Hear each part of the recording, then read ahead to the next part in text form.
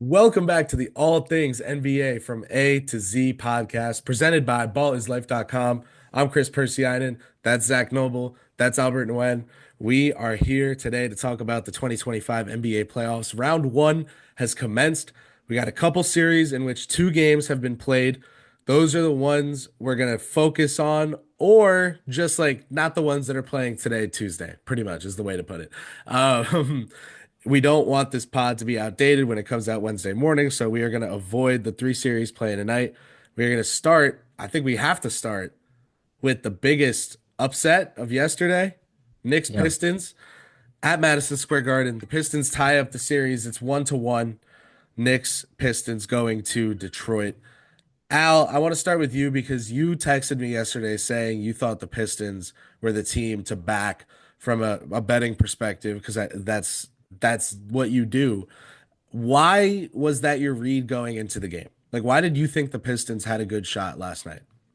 So I don't want to be offensive to any Knicks listeners out there, but if we're looking at 8 quarters, Detroit has outplayed them in basically 7 of the 8. You can make an argument that, maybe one or two of those were more a push, more of a tie than Detroit outplaying them.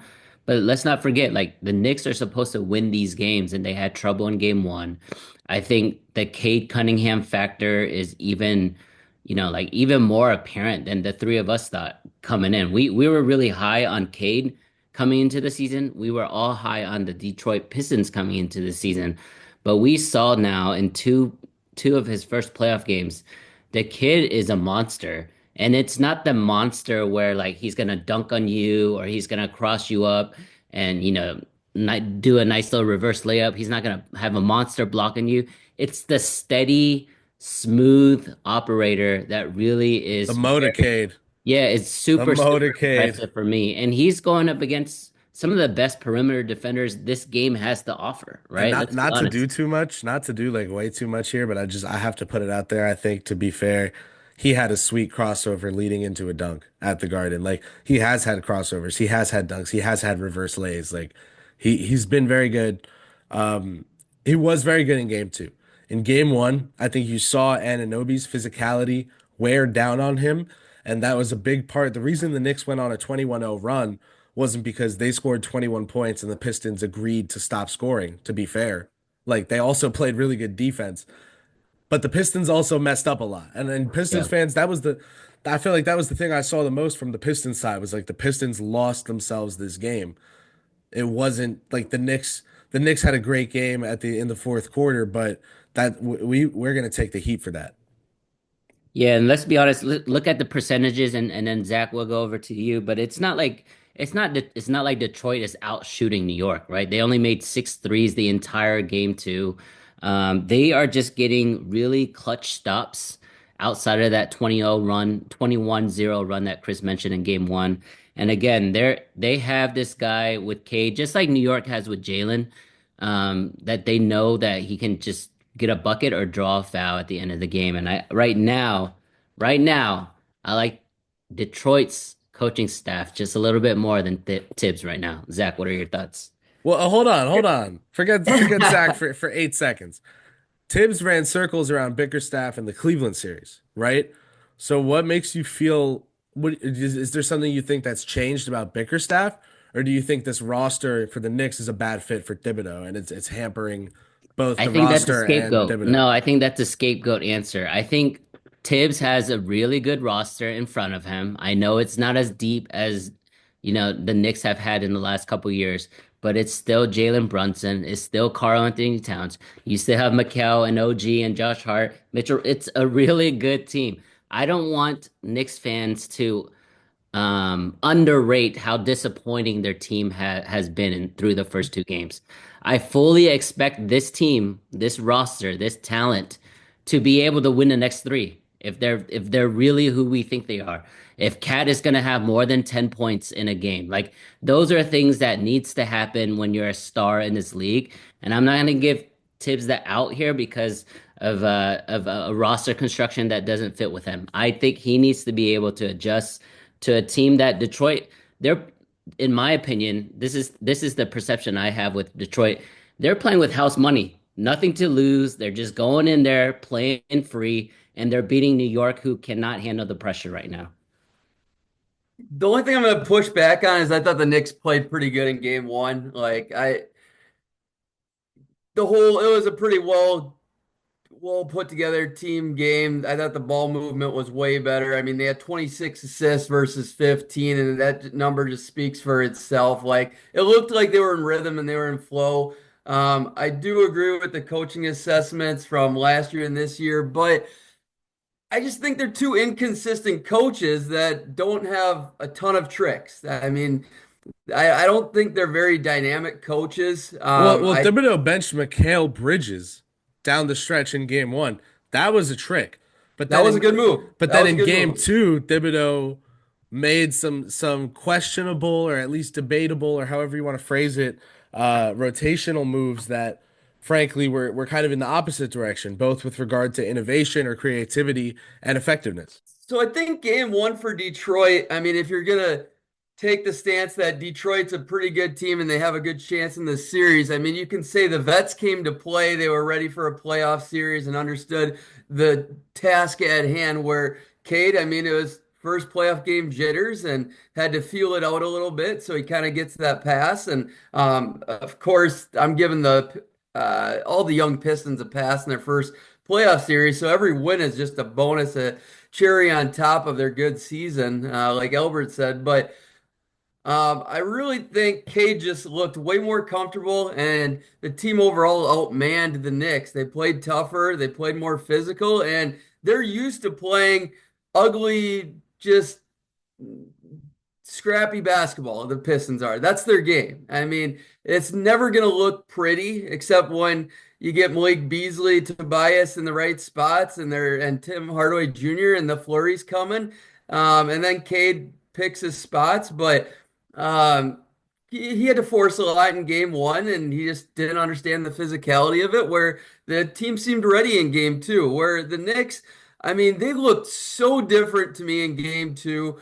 Just the flow of the game, the rhythm, it came down to just how the play style was. It looked to me like they didn't know where their shots were going to come from. I mean, Cat barely touched the ball. That was the biggest issue for me. I mean, I don't just blame Cat for that either. Yes, he's the number two player. He's got to demand the ball. That's a being soft thing. You can say that guys like, I mean, Harden or Paul George or the list goes on when they didn't get touches in certain moments of the playoffs, it's because they didn't demand the ball at times in certain moments throughout their career. That was a cap moment last night in that game, and I truly felt that like yes, Brunson's the point guard. He's got to get him the ball in the spots. And he was terrible at that. So there's more than just Cat to blame. But yeah, I mean, sure. Okay. I threw Paul George in there. That's a little generous. Yeah, that guy sucks. But Why did we you know go what I from mean? one extreme to the other? Some of these stars where they just get the Embiid factor with Harden. I'd need to dig a little deeper for some of these other ones. I mean, Steph Curry at times with KD or whatever, but um, you know what I'm saying? He didn't get the touches where it wasn't just all to blame on that person because he wasn't the guy just screaming for the ball and inserting himself. You got to get the guy the ball too. All right, Chris, Mr. Knicks, let's hear. I have one question for you, and then we'll open up the floor for you. Carl Anthony Towns only having 10 points. Is that more on the coaching staff and the schematics behind their half-court offense, or is that more on Carl Anthony Towns, the individual player? Only three shots in the second half. 0 for 3.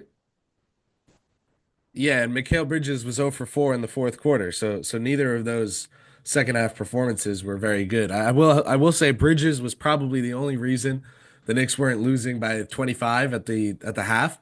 So you do have to, you got to give credit where it's due there. But all that said, your question about Towns is the topic here, right? And I tweeted last night, like at Knicks Film School, there's this thing they always do. We do blame pie.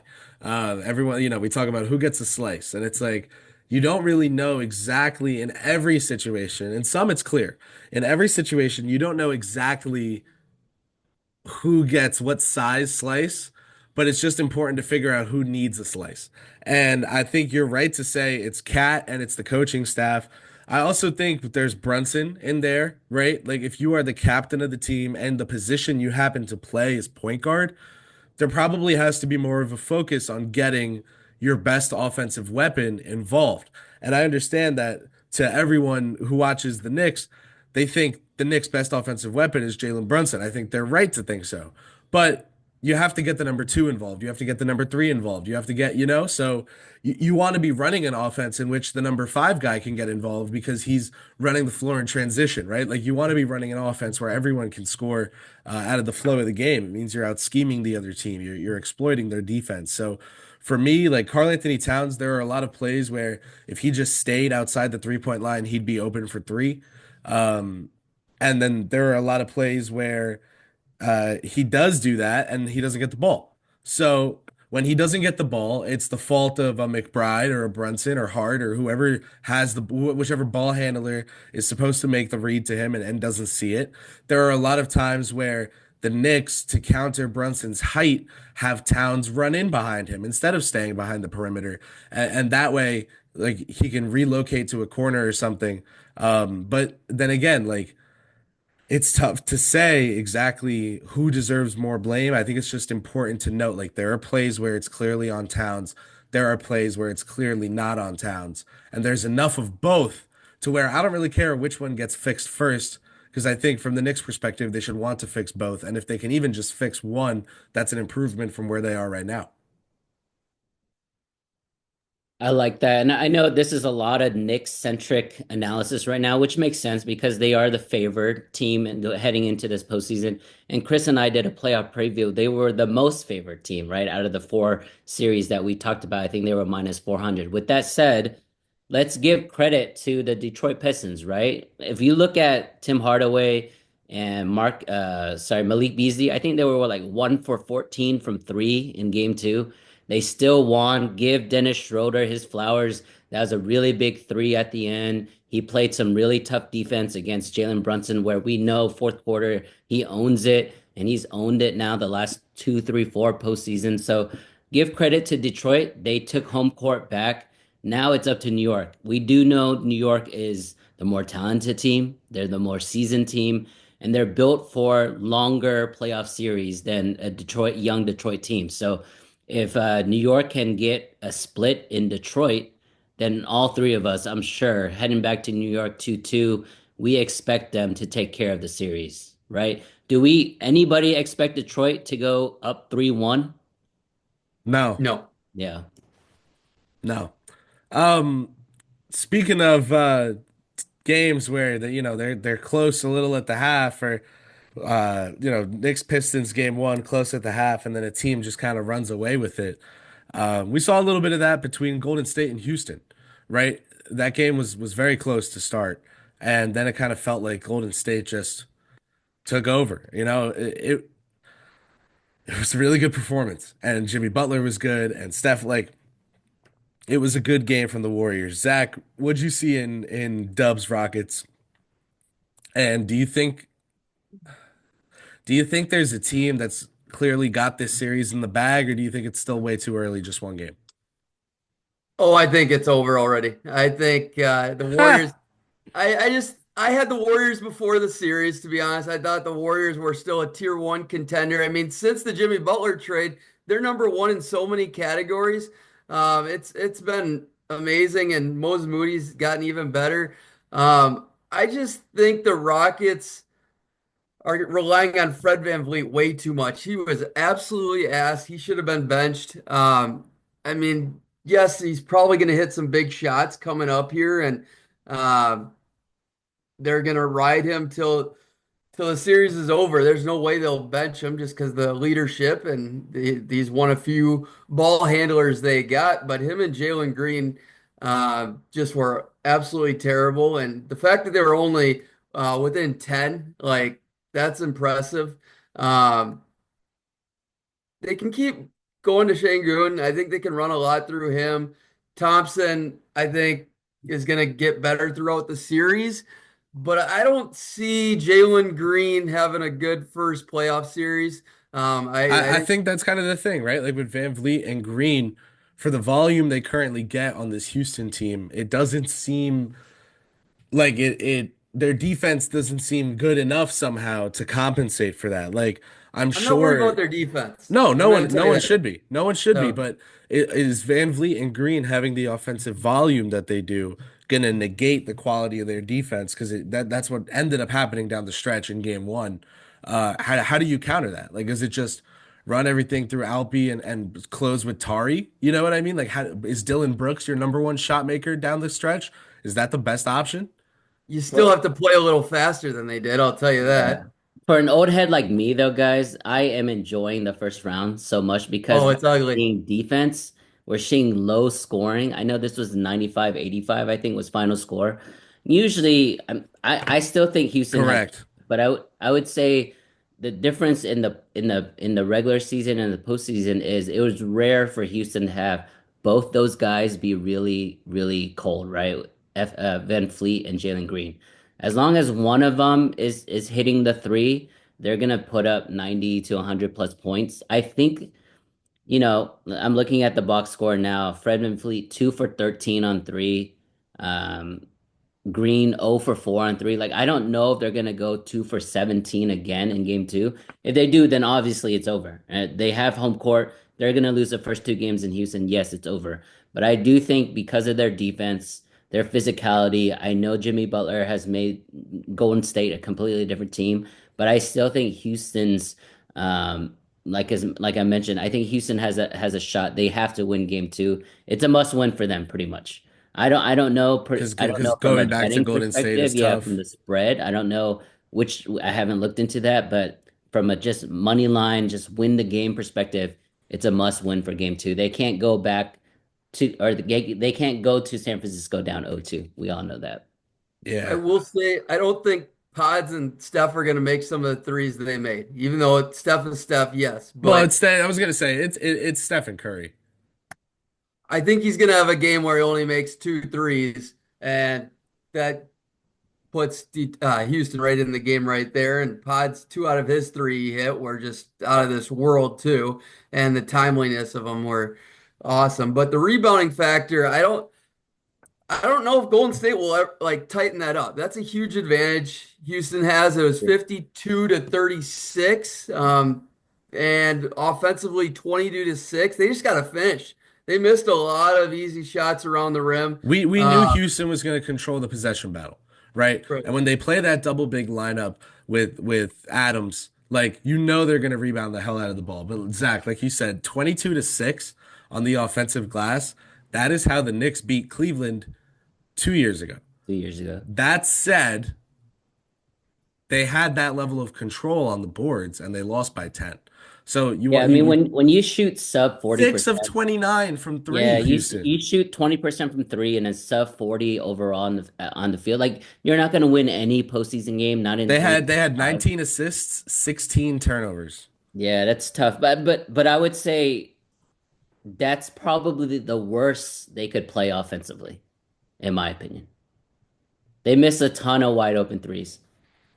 I will agree with everybody besides LP.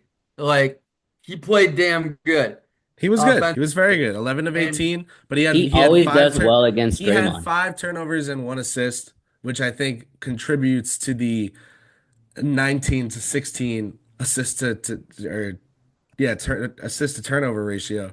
Warriors were 20 to 11.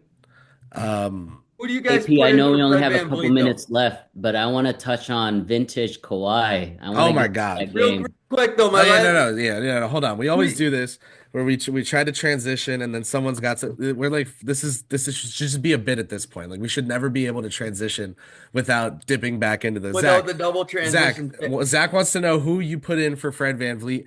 I feel like when you're looking at Houston, if you want to play Tari and go all in on defense, or do you close double big? Like you need to have Brooks and Sengun on the court for sure. I think Thompson should be on the court too. So you have Thompson, Brooks, Sengun. That's three. Do you close with Van Vliet but not Green, like Van Vliet and Eason? Is that enough shooting? I think I don't know. you have to include Fred because he's the only player outside of Sengun that's not scared of that fourth quarter. To shoot at He can go volume. 0 for He 10, was but he's four of not gonna do 19 something and scared. 2 of 13 from Yeah. three. It's Yeah. the Dion Waiters thing. Like I'd rather go. I mean, I'd rather have him shooting, to be Yeah, honest. yeah. Someone So else. then if he's the necessary I don't chaos, think Reed Shepard's scared either. He'll I get don't crossed think over by Steph one time early in that fourth, and he's done. Come on, let's be honest. they'll do that. Don't put him in that situation. Man, you close with Sengun, Thompson, Brooks, Van Vliet, and then do you do Adams over Green is the question, or Eason over Green? what about Aaron Holiday? This guy's trolling, dude. This guy's I'm trying. not though. You're You talking know who's about. not trolling? Kawhi Leonard, 39 Thank points, you. There's a 105, segue. There's a 102. segue. Monster God win in damn. Denver. They have an argument. They could be 2-0, up 2-0 in the series, but it is 1-1. Nah, it's Heading 1-1. back to their brand new arena in LA. The I'm excited wall. for this Win Clippers for the team. wall. Let's go. Hey, I'm excited for this. Even though James Harden didn't have a great shooting night, he was very opportunistic, especially when he hit like two or three threes in a row over Clutch. people. Yeah. It demoralized that defense. I'm excited to watch the Clippers beat Denver. I'm I'm I'm very, very confident in this team. What about you guys? I'd say That, Kawhi Leonard. Kawhi Leonard had a superhero game. 15 of 19 from the floor. Like what the hell? 4 of 7 from 3. Only 5 free throws. He made all 5. Just what the hell? Like how what can you do about that? He's getting to his spots. He's making everything. He's the 5th player in NBA playoff history to score 39 points or more on 78.9% field goal percentage or better. Devin Booker, Nowitzki, Brand, Terry Porter, Kawhi. That's my boy insane. Terry Porter. My Shout out boy to Terry Terry. Porter. Shout out to Facts. Terry. But is that not insane? And then you think about Harden. Yeah, sure, Harden wasn't great. Chris Dunn wasn't great either because he was 2 for 7 from the floor. But I think Dunn having this bad of a shooting night, like that's the Nuggets' advantage that they had. Like that they played their cards correctly and they lost. So like what does Denver need to change anything, or do you just count on Jokic to make more than 8 of his 16 shots? Do you count on Gordon to make an extra three or two next time? Like what's the solution here for Denver? Al, It was actually Jokic's missed free throws. But yeah, go ahead, Zach. four, yep, 4 of them. I mean, yeah, that was unexpected. Clippers got a little lucky on that, but their defense all game was incredible. You could see Jeff Van Gundy all over that. I do think, I mean, the Nuggets got some secondhand chances towards the end of the game. That was hurt. They need to box out and rebound a little better. But honestly, if the two teams play the same way, like Porter Jr. is kind of just a big wild card where Norman Powell is just a huge wild card. It's literally Kawhi and James Harden versus Jokic and Murray. Like it's a two-man game, but I'm going to be hard pressed to find a better series than this all playoffs. Like both these teams can truly win this tournament, in my opinion. We went from 20 turnovers in the first game for the Clippers. Kawhi had 7 of them. He was absolutely terrible to him being like an all-time great last night. Clippers only had 11 turnovers and the Nuggets had 20. So it comes down to just taking care of the ball. And honestly, I haven't came across a series where every possession just matters and you're just holding on by your breath the whole game. And it was amazing. Like I was just so into that last night and just in love with basketball. But because both teams were countering each other, it was just a chess match. So great. The sidestep three by Harden on the right wing as he's fading to the side, like that was one of the best threes I've ever seen.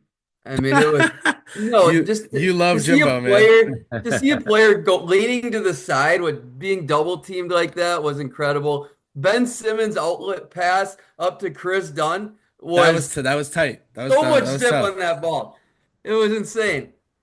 He did only give up two wide open layups, Ben Simmons last night. So it's an improvement for Ben. I thought he was impactful, effective enough.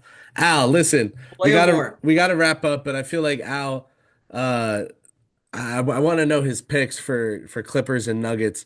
Al, game three, game four, who comes out? Are we looking at 2-2? Does either team go up 3-1? What do we got? I actually think there's a high possibility it's 3-1 LA there. But the thing is the Wow. Jokic factor. The Jokic factor. I mean, honestly, it's not like they played poorly. Jokic Murray combined for 8 threes and they still lost, right? Like you're not gonna get that every single game. It's really the other guys stepping up, man. Like Zubac is not afraid of Jokic He's at good. all. He's good.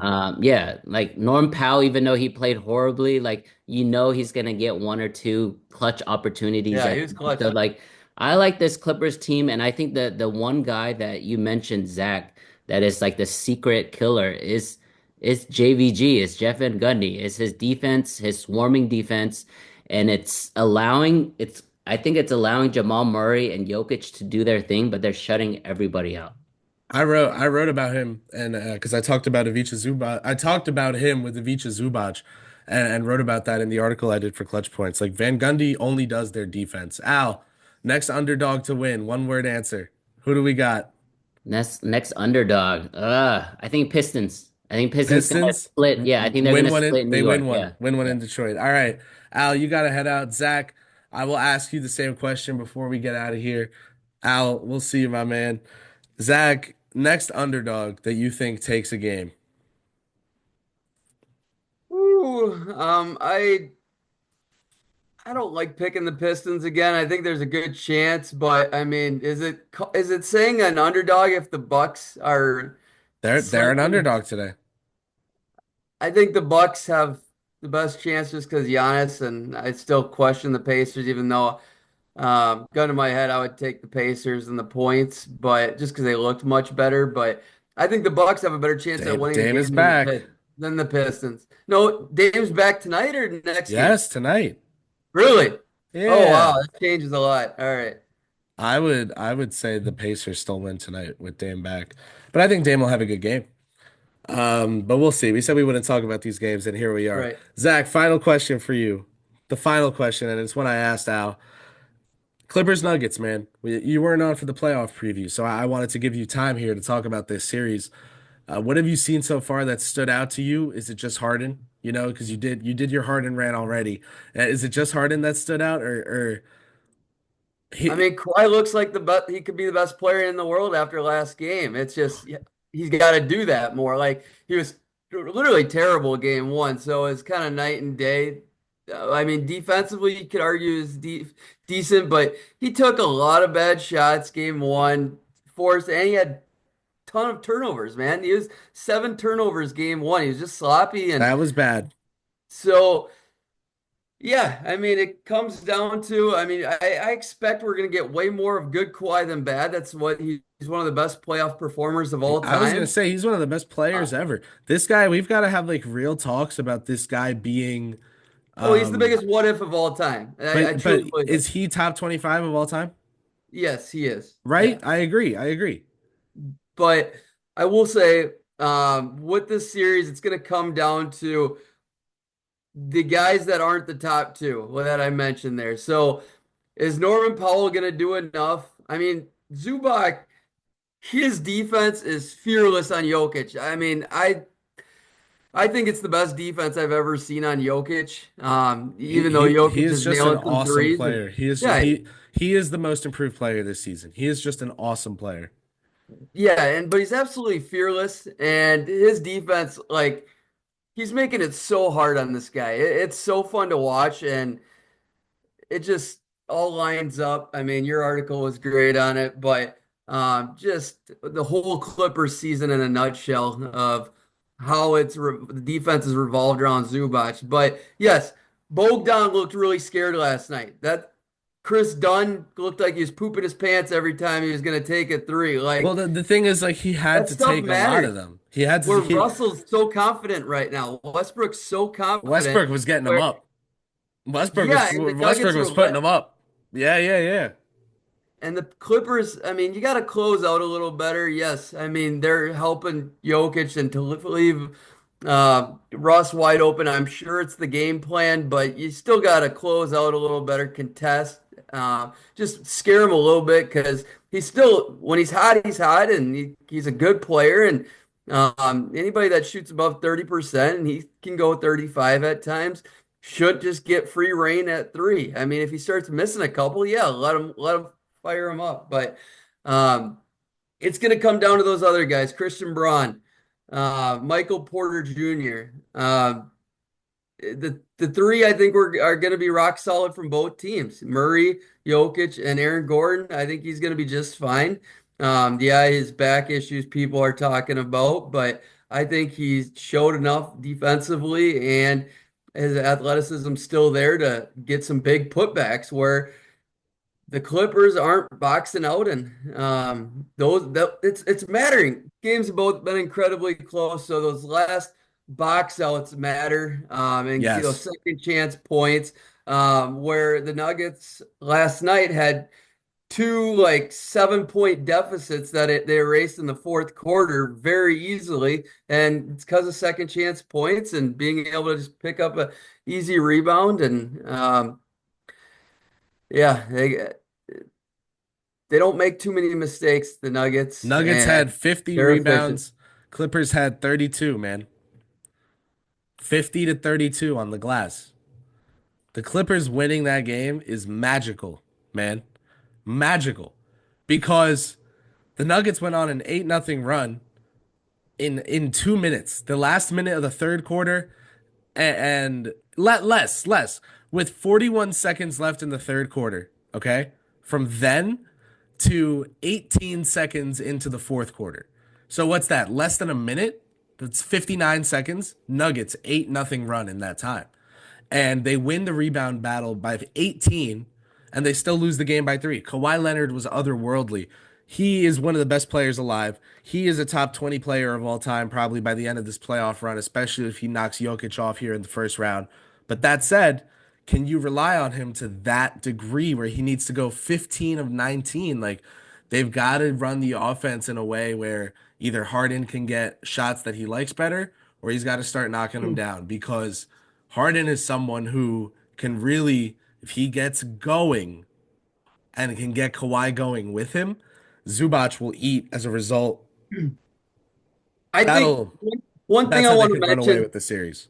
is it's key to getting the pick and roll with Zubac right away and utilize that as much as possible throughout the game versus stints, and they go away from that too much. They do the high pick and Um, roll. They let him read in the short roll.